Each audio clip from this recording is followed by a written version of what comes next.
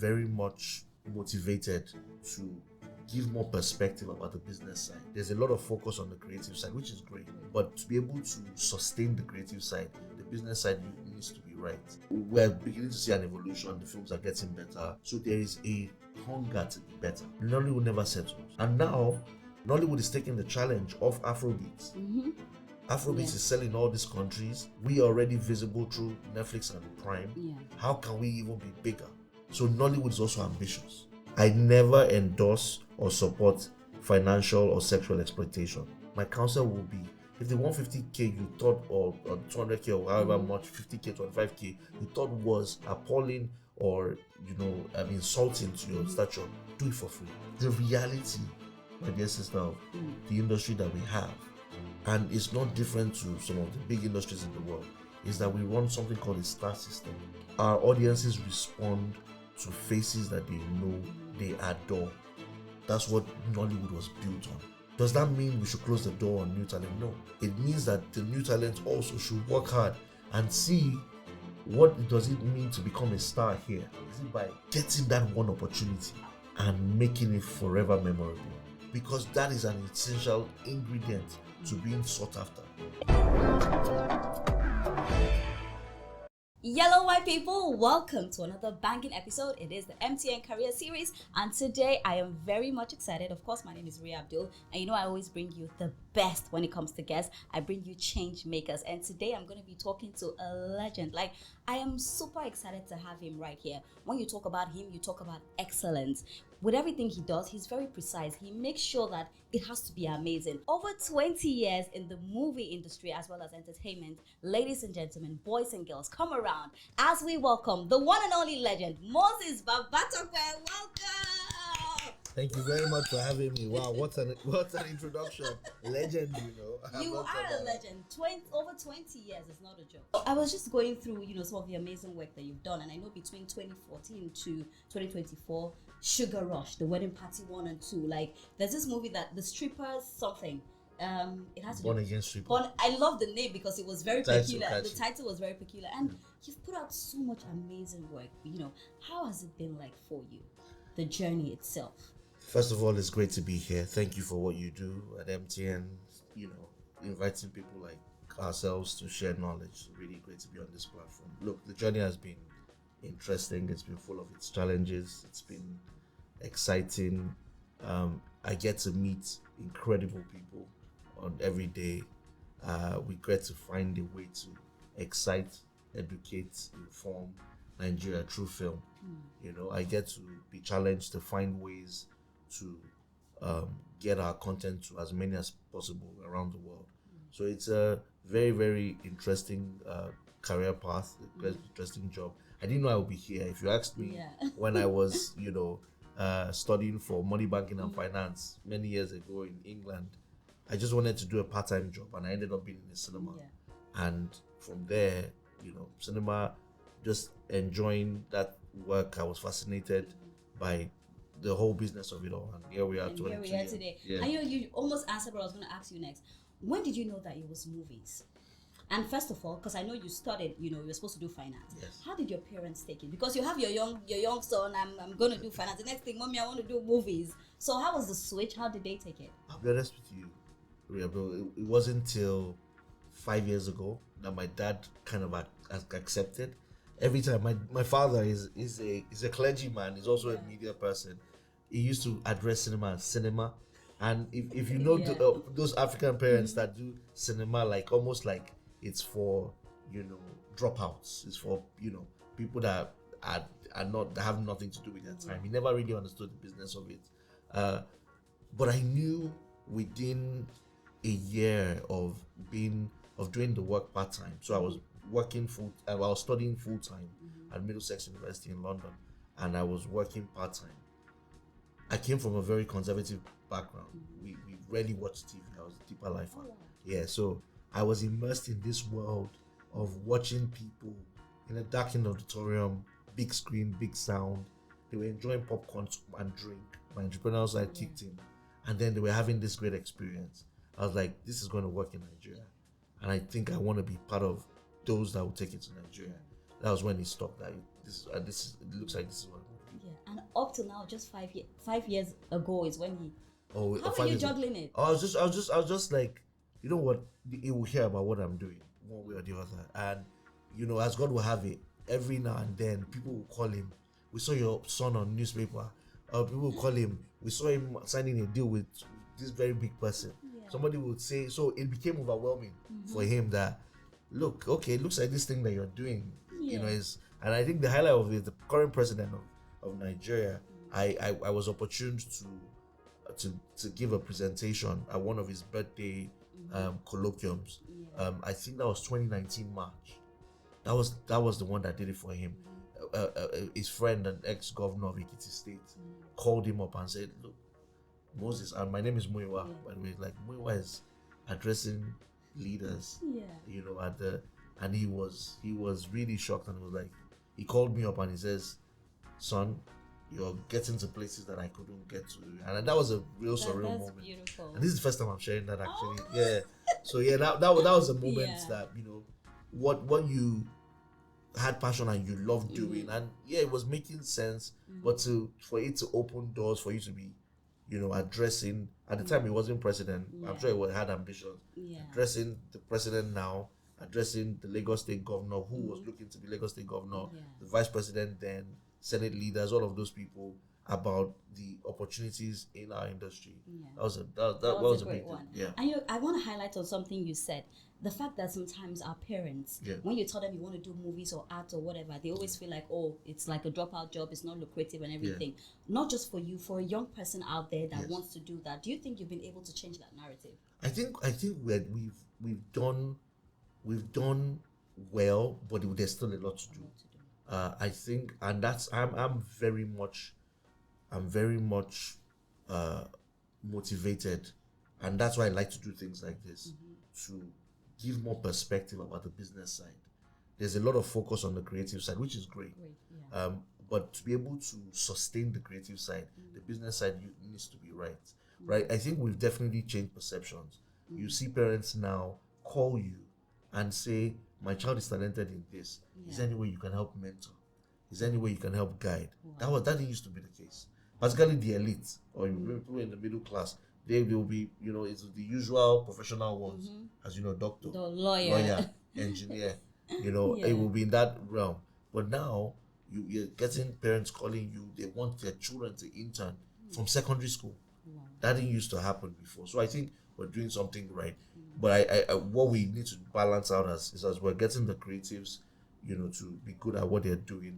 We need to get them to be knowledgeable about the business side, and we need to get business people around them as well. For 20 years, it's not a joke, not one, not two. Of course, you've had times that you're like, do I want to continue? Do I want to stop? Of course, you have challenging times. But for you, what would you say has been the most pivotal moment for you in what you do? Oh, wow. There have been quite a number of moments. And thanks for your questions. They're quite hitting home well. A great moment for me was in England when I was able to, first of all, attract Nigerian audiences to come see Nigerian films late nights, Friday, Saturday nights. They'll come to premieres. These premieres might not start at 12 midnight. And sometimes we can't start at the earliest we can start is 10:30 because we're getting the screens for an affordable price then. And to be able to do that in a consistent manner and getting people out. And I'll tell you why I mentioned this. Those people will buy popcorn and drink. They will use the hall. So from a business standpoint, for the company I worked in, we're doing great. Like, that was awesome. For me, it was that, okay, I was impressing my bosses, but I was helping to create a new market. And now Nigerian films releasing in the UK is the main staple. So that was a very key moment for me, that all these years after university and I was still working in this cinema company in the UK, this was what I was able to do. I was not on the best salary at the time, but for me, I felt I was making impact and I was happy. That was a pivotal moment. Another pivotal moment for me was relocating back from England, to come and join my colleagues to set up Filmhouse and Film One. I never thought I had the guts in me to be back. For me, so early on, and for us to be able to do what we did in a short space of time, we secured private equity money within a year and a half of me coming back, and we were able to do great things. So that was a great moment. And a big moment was bringing together 4 companies to make the iconic wedding party movies. You know, Wedding Party 1 and 2 in 2016 and 2017. For me, great time. And then in 2018, 2019, I was also very influential in bringing about the formation of our Cinema Exhibitors Association of Nigeria, which I'm secretary currently, and also bringing about the box office measurement website called ComScore. That's how you verify the box office data. And through the box office information we have now, a lot of people take the film industry more seriously. More seriously, and this is who we call a legend. Like, just, I know you can go on and on and on, but quickly, moving back to Nigeria, I just want, because you mentioned something, I just want to follow up with it. Moving back to Nigeria, what were your fears? Oh, great. There were a number of fears. For me, how do I fit in? And when I say fit in, I kept in touch with a number of my friends, but I'm not the best in keeping in touch. So yeah, I'm not. But you're always with your phone. Yes, I'm always with my phone because I'm dealing with clients all over the world. You know, so how do I fit in? I've been gone. I'd left. By the time I was coming back, I'd left for 12 years. So how do I fit in was a concern. Another concern was, look, I was coming to a startup, and I was because I was coming, you know, in the status as an executive and a co-founder. It was not clear what my salary was going to be. So how do I maintain a family in England, and how do I maintain a family here? And then how do I work with a culture shock? Yes, I grew up in Nigeria, but the ways of doing things business-wise, the ways of doing things, I'd now become accustomed to things, you know, in the UK. So those things were factors for me. And also, I'm a family man. I'm a deep family man. Living essentially apart for long periods from my family was also a concern. Those are the things that I was afraid of. And I was also afraid of, there was the fear of failure. Of course, I was going to hit so if we didn't work out, and I was giving up a stable job that had given me a level of influence and I won't call fame, but people knew what I was doing. Giving up that for the unknown. So those were the things that made me. But if you were to move time back, would you have still made the decision to come to Nigeria? Yes. No regrets? No regrets at all. No regrets at all. The only thing I would say, if I could reverse time, how we utilized funds of you know, that we first got as an entrepreneur. I'm sure most entrepreneurs will tell you, and some of the mistakes we made being, you know, entrepreneurs probably could have been avoided. But you know, we cannot have this conversation without talking about the cinema culture in Nigeria. You know, where would you say it is now? Cinema culture in Nigeria, where are we? We are in, I would like to think, stable place given the uncertain economic climate. Actually, the word is not uncertain. The word is very, very harsh economic climate. But it's stable because over the last 2-3 years, where we've had very harsh inflation, cinema has still proved very resilient. Right? It's not the numbers that was before pre-pandemic, before pandemic, but it's proved resilience. And what has it been resilient against? It's been resilient against currency devaluation. It's been resilient against a change in government. It's been resilient against student strikes. It's been resilient against consumer behavior. People are streaming more. That's the truth.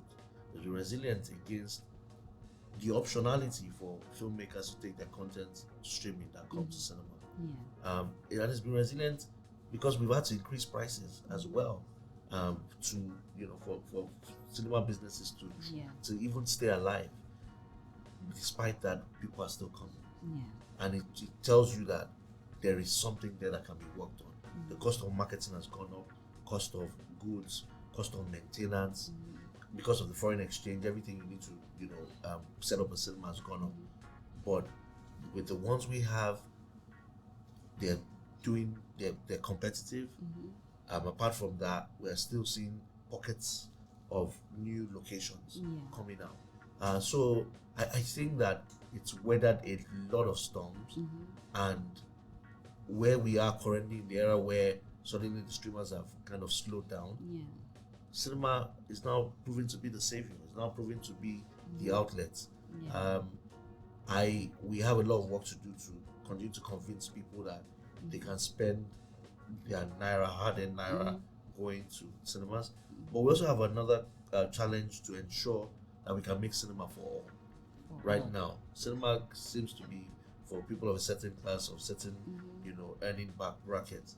We have a challenge to be able to, make it for all, and that's what our company now, media, is trying to look at. How can we make it accessible for those in the lower tier in life to those to the highest? We'll definitely dig deep into now media and all of that. But do you think? I don't want to say do you think, because you mentioned that streaming has really affected cinemas, because I would rather stream a movie than go to the cinema, and I know it's not just me. Like a lot of young people will do that.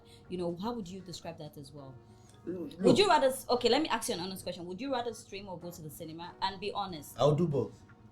I'll be honest. So which would you do first? Because I grew up in cinema. Okay. I would always. There are films that I would not see on a small screen. I would not see on my laptop or my smart TV or my phone. It just doesn't do it justice. There are films that I must see, not even alone. I will see with friends on a big screen, big sound, and we have those moments together, moments of laughter, moments of all of those things. So give me an example. What kind of movie? Tell me what movie. So, for example, for me, Avatar. Avatar is out of this world. Dune. There are so many movies, the James Bond movies. The high octane action, like where explosions are explosions, not CGI. Okay, so let's go to Nigeria. So which Nigerian movie would you say you must watch in the cinema? Wedding Party 1 couldn't be missed. I know you said you're going to say that. I was going to say Wedding Party couldn't be missed. It had to be watched, and I watched it so many times. Another film that I watched, Omo Ghetto, was Big Picture. Was really, really, really, really good. And then a host of other great Sugar films. Rush actually was Sugar good. Rush was very good on the big screen. Big Living in actually. Bondage, iconic on the big screen. Prophetess. There are films. A Tribe Called Judah that just hit the. I mean, tickets were going as far as high as 8,000 last year. People were, falling over themselves to get to see. They're just some iconic. When you even see the lay of the film, the structure, you're like, okay, I'm going out to see this. I'm going to leave my home to see this. But this brings me to talking about audience. Yes. For you have done 20, and I keep saying 20 years because that's like a milestone. Like, yes. What would you 22 say? 22 years this month. You're joking. Yes. Congratulations. Thank you very much. But what storylines would you say that people gravitate to more so far? Audience tastes are evolving as well. People just like a good story, and they like something that can entertain them too, something that is memorable. Typically, we'll always say the genres, because the genres, people like light-hearted stuff. Like, look, comedies work if you particularly relatable ones with. And I always talk about characters, because Lagos, for example, Lagos is a movie every day. There are characters everywhere, and we're just expressive, dramatic people. People just want to see a story, and they can see a character that they've seen. There's a jester in every household, right? There is the loud person in every household. Maybe it's a church setting. There is the overbearing Mommy Gio. You would have various characters that you want to see. I was telling people, watching Wedding Party was almost a dramatization of my own wedding that took place in England, 2008. And I knew, in a very, very kind of, non-evasive, or would I call it non-confrontational way, I knew we had almost like a dance-off between my wife's family and like our family, which is more conservative. And I just saw some of the tips of that happened in that day. You could see it in the film, and a lot of people can relate to all of those scenarios, and people are just looking for those kind of things. So look at the best films that have come out of Nigeria that have done well in the cinema. It's those films that the characters, the scenarios, the setting is something that you can relate to. You don't think love doesn't but I don't think it does so well. It doesn't break out as well. And it's one of those ones that we're also trying to work out. There's one done this year by DME and Timini, and it kind of showed what's possible. All is fair in love. Highest grossing romantic drama. And so for me, I always see opportunities. Up till then, we're not seeing a film cross 100 million mark in that genre, but now it looks like it can do better and better. So romance works. So romance, comedy, Action? action always does well. Action, more international action. Local action, if executed properly.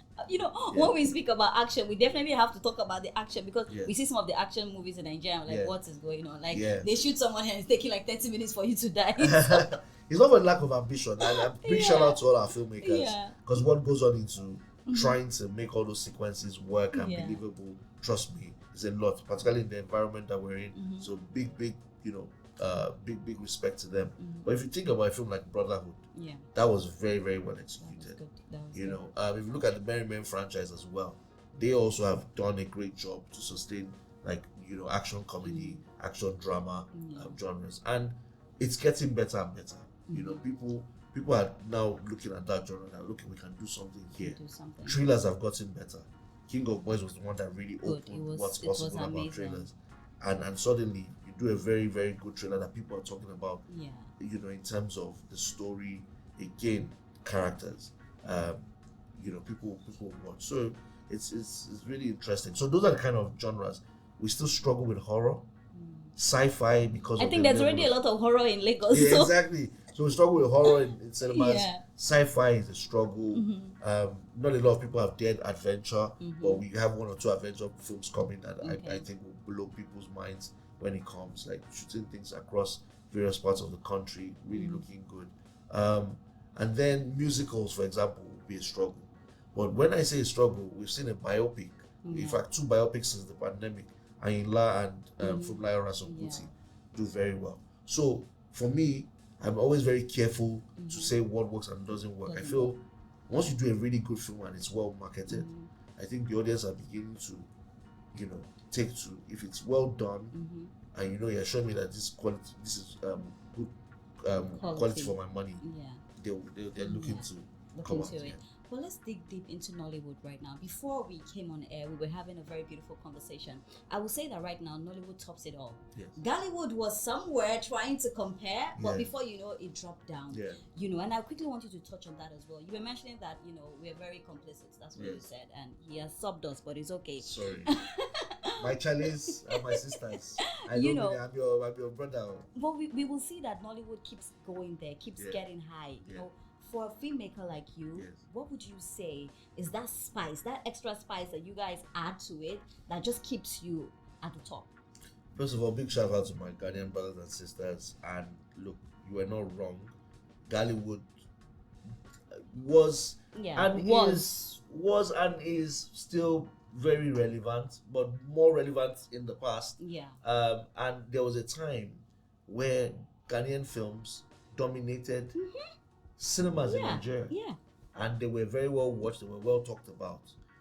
Their films from 6 Hours to Christmas to Perfect Picture to Devil in the Detail to House of Gold. Beyonce, some really. Yes, I mean Beyonce was even earlier. I'm even was, talking about the cinema era. There are a number of films. There was even Potato. There are films, and that was even a Nigerian Ghanaian collaboration. There's been films that have come up that you could see that the Ghana industry was really coming up, and we both understood the power of us working together. But for some reason, those gains, they didn't stick, or those gains were not capitalized on. And that's where the subtle differences between both countries comes up. Yeah. Nigeria, our wins, we don't rest on our laurels. What something is working, in fact, people, they want to double invest. If you notice, when Wedding Party became a thing, people started doing wedding movies. Yeah. When King of Boys became a thing, people started doing more trailers. When action came in, people started, we doubled down and get into the work. But look, it doesn't change the fact that we have bona fide superstars from Ghana. We talked about a lot of them, John Dumelo, Majid, Kofi Ajololo, Ajatiana, the ladies, Jackie Appiah, Jackie Yvonne Appiah, Nelson, Nadia Yvonne, Buhari. Yvonne Okoro, we can go on and on. I mean, these are superstars in their own right. So there's no reason why, with those glory days can be gotten again. And I'm happy with what's happening in Ghana. There is a great institution, the National Film Authority of Ghana, headed by my good friend Juliet Asante. Yeah. There's a deliberate attempt to attract more production work into Ghana, to attract more collaborations, for us to also disabuse all the pettiness that has gone on between both countries. You know, because that About the happens. jollof. Yes, yeah. But you've been to Ghana a lot. I go to Ghana regularly. Which jollof is better? Quickly, just. Nigerian jollof. Sorry. It's okay. But Ghana jollof is also good. Thank God somebody has attested to the fact that it's good. It's good. It's good. I eat it there when I go. Yeah, and you like it. I love it. Okay. I eat it with shit up very nice. High five. That's You know what's up. You know what's up. Yeah. You know, but so far you've spoken on the fact that, you know, when Nigerians see something, they invest to make it great and all. But apart from that, what would you say are some of the, you know, good works that have been put to keep Nollywood where it is? Because we're not even like even as till now, Nollywood is doing great. It's doing amazing. You know, you can see a lot of movies coming out. I can now sit down and watch a Nollywood movie, and it doesn't used to be like that before. I can go to Netflix and I was telling you, I just finished watching, you know, a movie. So, you know, what would you say are some of the things that contributed to that? So again, big shout out to my brothers and sisters in the industry, in an industry where they've not gotten the support they deserve, an industry that has really helped to launder the image of the country positively. Yeah. And people forget, even in its old form, Nollywood is what everybody's talking about in East Africa, talking about in West Africa, in Southern Africa, where presidents, you know, calling the celebrities to mingle with them. So Nollywood has done so much more and has given this country a lot of, you know, soft power. So I mean, look, we're beginning to see an evolution. The films are getting better technically. You know, Nollywood doesn't settle. You know, as you're saying it, yes, all these wins. A lot of people that feel that we're not there, nowhere near there. Yeah. So there is a hunger to be better, even with a lot of challenges and a lot of how would I call it, constraints against them. Yeah. You know, Nollywood never settles. There's a resilient group of people that, you know, that want to ensure that stories are told and our people are seen, and that we make money out of this. Nollywood, you know, because of the way we're also set up, but there's no free lunch. There's no handouts. So it's about, we must make it happen. Look at the cinema industry. Cinema industry has never been given any kind of aid. Everybody has had to go take a bank loan. Everybody has had to go and raise private equity. Really? Yes. Everybody, apart from, and they must get credit, Bank of Industry had an intervention, you know, some years ago. But everybody has had to work hard. And look, we've got to find a way to make this industry commercially viable. And we don't stop. Look at, while I was in England, that was what I was thinking as a Nigerian. Like, look, there's audience here. How do we find the audience? And now, Nollywood is taking the challenge of Afrobeats. Afrobeats is selling all these countries. We are already visible through Netflix and Prime. How can we even be bigger? How can we get our films to cinemas around the world? How can we get our films one day for Oscar selection? How can we get to the Golden Globes?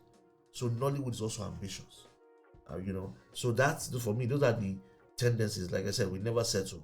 And I'm telling you, there are people that are thinking, how can I bring Denzel Washington to Nigeria? We're ambitious. You know, we'll keep at it no matter what. I think Nigerians are generally ambitious. Very. And very entrepreneurial. Very, very driven. So those are the things, and a lot of people do not know that that's what is also keeping not just hope alive, but the country alive. So, you know, people sit in their various spaces, wherever they are, and everybody's just thinking, how do I create opportunity, or how do I seize an opportunity? That's what everyone is always thinking. And that collective, even though it might be done in silos, that collective mindset of, man, I've got to hustle, I've got to be better, I've got to make ends meet. Even those that even do it wrongly, that collective, you know, activity of wanting to be better is what keeps us going. But then there's this question that, because when I put up, I was telling someone I was going to interview you today, and there's something that they said I should really ask, and it's been bothering me as well, so I'm like, I'm going to ask it. We see a lot of young talents that want to get into the movie industry, but sometimes they become discouraged. It's either you hear that the money, someone told me that they were offering to pay 150,000 naira to act a movie. 150,000 naira, like to act a movie where she was going to appear like almost in all the movies. We hear that. Also, there's something that we'll definitely have to touch on: the producers Yes. and asking for different things from Favors. if they're girls, Yes. before they put them on. And this is like a pandemic that we really need to speak about as Sure. well. As someone who is solid in the Yes. movie industry, solid in Nollywood as well, how would you say we can rectify some of these issues? Great question.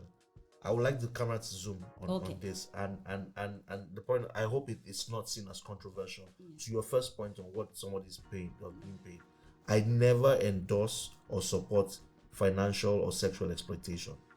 However, particularly as it regards your career, I will always counsel, if you could do that movie for free, to give yourself a stepping stone, to give yourself a calling card, a reference point.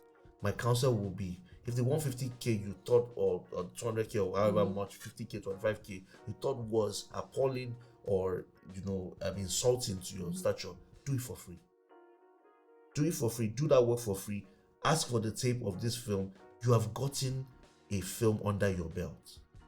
You've gotten the opportunity to show your talent under your belt. You might never meet that producer again, but you've gotten that opportunity. I think people need to be smart about, how they take opportunities. Nobody's saying you should be stupid. Nobody's saying you should be exploited. Yeah. But you are also in a very competitive environment. For that talent that you have, there are thousands that are there. In no way should anyone be exploited sexually. In no way should anyone be asked to offer sexual favors in exchange for roles. We do not condone that. I believe the guilds and associations are firmly against it. As a person principled, firmly against it. It's sad that it happens. It's symptomatic of an industry that still requires a lot of structuring, and that would happen.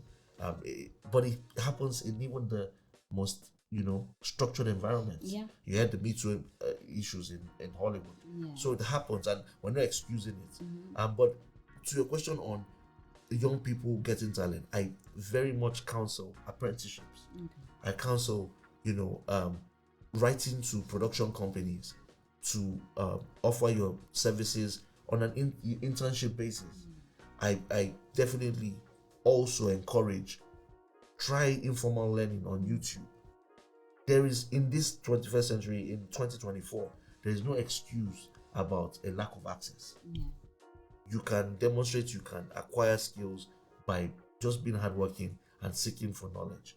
You will find, like I said, a production company. You would, if you go online and do your search, you will find one information or the other that can stand you in good stead in terms of accessing the industry. And I must say, I love the way you answered this particular question, and I'm sure my people will be happy, because there's another one again that I'm throwing to you. Sure. There's something about always taking popular faces. Okay. And the way you say okay is like, because that it happens a lot. Because I'm an advocate of it. Exactly. Yeah. Yes. And okay, so you will explain to us why. Yes. Because I feel like it's not right. There are people that are really, really good, and you find out that because which actress is really popular in Nigeria? Help me. Very Funke Akindele, Bimbo Ademoye. Yes. Like you see, like Bimbo Ademoye is a fantastic actress, but there may be people that are really good as well. But then the producers, they want the known faces. Then how would we help these little ones? How would we help the younger generation? Very, very good. So why I said I'm an advocate of stars in movies is the reality, my dear sister, of the industry that we have, and it's not different to some of the big industries in the world, is that we run something called a star system. Okay. Our audiences respond to faces that they know, they adore. That's what Nollywood was built on. That's why people like R&D, we regard them as timeless. That's why Genevieve Onaji has not been seen in a film for 5 years, and she puts a post on social media. She gets more engagement than those that have been in movies every month for those 5 years. So that's the industry you're in. That's what put bombs on seats in cinemas. That's what gets people to watch in streaming, right? Does that mean we should close the door on new talent? No. It means that we should smartly bed in new talent. It means that the new talent also should work hard and see what does it mean to become a star here. Is it by the likes on social media, or is it by actually doing the work and creating an aura and a personality around you? Is it by getting that one opportunity and making it forever memorable? You've seen people that they stole our hearts. Yeah. You know, on films. A lady comes to mind, Genevieve Ume. Genevieve had that opportunity with Blood Sisters, and she took it with both hands. She took it. She did. She really And did. the number of people that took it. Look at what of comebacks. You saw what Auntie Shola Shobowale did with Wedding Party, and then King of Boys a few years after. Cemented that place. You know that she brings something. What of Chidi Mokeme with Shanty Town?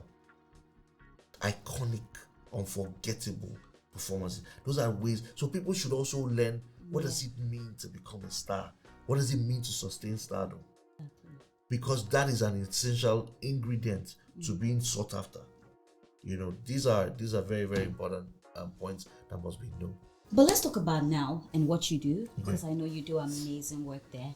But before we even go to that, what do you think is the future of Nollywood and African movies? And then we quickly talk about what you do with now. Then future of Nollywood and African movies. Future is great. Future is bright.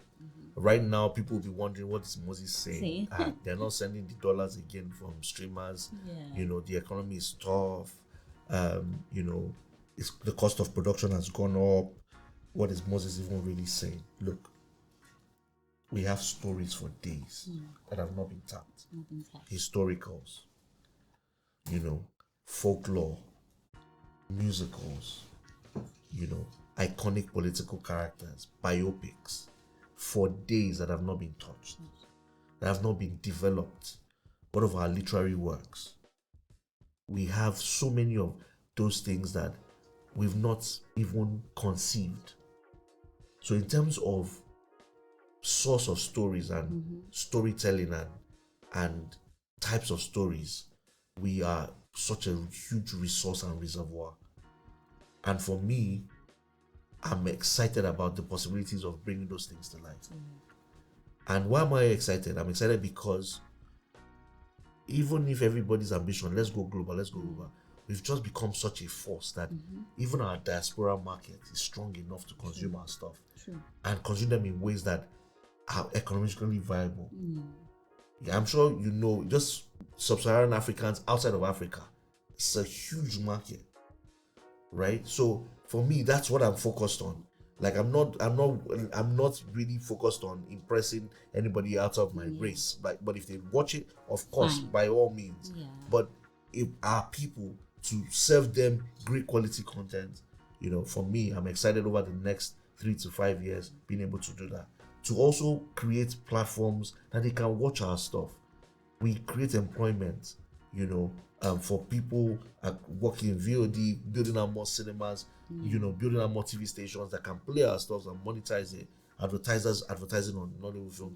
I'm excited about the opportunities that are in there. So for me, it's a bright future I see ahead. Very bright. Yeah. But before we go to our games, just tell me a little bit about now and what, you know. Look, Nine Media Entertainment Group is just this very exciting new entrance into the film and entertainment industry.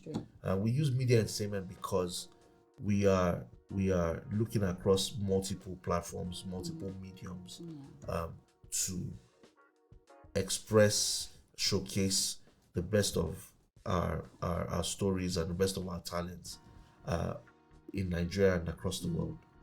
We want to be transformative agents in the industry by partnering and working with people in the technology sector to offer solutions. And what solutions am I talking about? Solutions in terms of people consuming our films legitimately. We do not have a lot of platforms that, you know, do that. So we want to find more platforms. We want to use technology to find, you know, and to create platforms that people can watch, you know, our films. Nile is about, you know, working through the value chain, production, distribution, exhibition. We have a foundation as well, where we want to give back in terms of knowledge sharing, in terms of information. We want to sponsor people, training, all that kind of stuff. We want to do infrastructure. We want to have sound stages, have a studio. But we want to do all the things that people know and people are used to in the film industry. We want to do them differently. And want to do them with great results. That's what that is about. What a fantastic conversation it has been, but we're not letting you go yet. We have games, and you know how we do it, but we're going to go a quick break. And when we come back, Moses is right here with me. Don't go anywhere. This is MTN Career Series.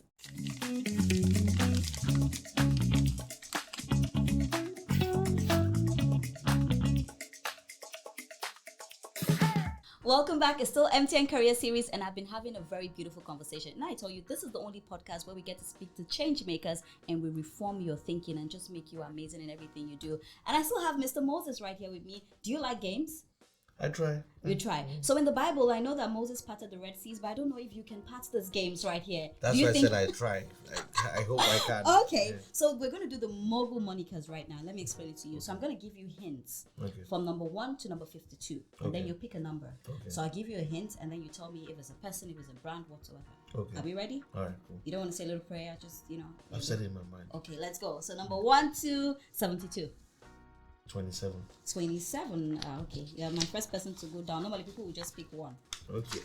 27, final answer? Yes. Going? Okay.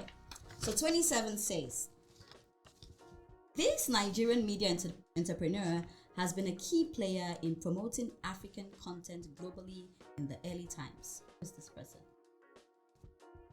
Early times.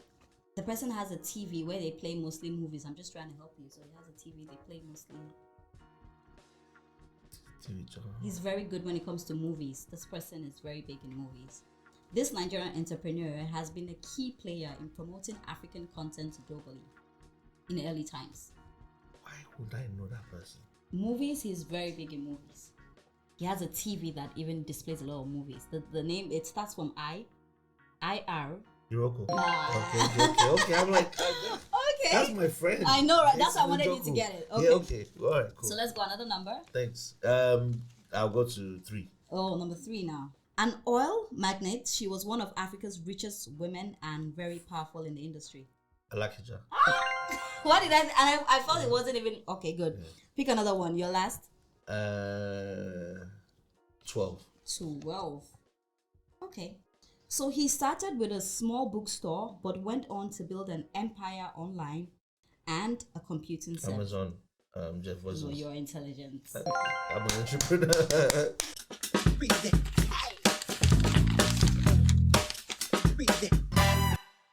These are the pictures. You will tell me what it forms. So here we have like the movies, we have popcorn and the tickets. It's very easy. Very, very easy. Cinema. Okay, you got it. Okay, so this one we have a mouse, a laptop, and a keyboard. A mouse, a laptop, and a keyboard. Desktop. Yeah, okay, because it's a computer. Okay. Yeah. No, Moses is really killing things here. Okay, so we have a pencil, and I think this is like a ruler. A ruler, and that's a building. An office? No, so a pencil, the person that draws. Okay. The person that will draw the design. Architect. Okay. We're definitely not done yet, but you're proving to us that you are Moses, and we love it. But there's another very hard one. That's the acronyms in 30. When we come back, we take Moses on that. Don't go anywhere. Welcome back. So yes, are you ready for the acronyms? Yeah. Yes, I like the fact that I'm seeing sweat. That's what gives me happiness. Okay. B2B. Business to business. B2C. Business to consumer. KPI. Key performance indicator. AI. Artificial intelligence. VR. Virtual reality. Let me stop there. You're intelligent. Let me stop there. But Moses, thank you so much. It's been fantastic having you on the show. I have learned a whole lot from you. But before I even let you go, I know you've said a lot of words of encouragement to a lot of young people that want to do movies or just get into the industry. But I want you to specifically, talk to them again. Just inspire them, how they can get to you. You changed your father's narrative. Now he knows that there's money, in the business. So just quickly do that. Nigerian youths, I know you've heard this and you've heard it so many times, and it's probably almost sounding irritating because of the very challenging environment we find ourselves. But the truth is, this country has a lot of opportunities for you, even in these very, very, very tricky times. My counsel and my admonition to you is to stick things through, believe in what you want to do, and go for it. never give up. The Nigerian spirit is a resilient one. The Nigerian spirit never gives up. Naija no dey carry last. It will all be good. It will all work well. Thank you. All right, thank you so much. Of course, Naija no dey carry last. That's all I have on this episode. But not to worry, next week we're back again with a fantastic episode. I am Ria Abdul. Yellow, and have a beautiful day.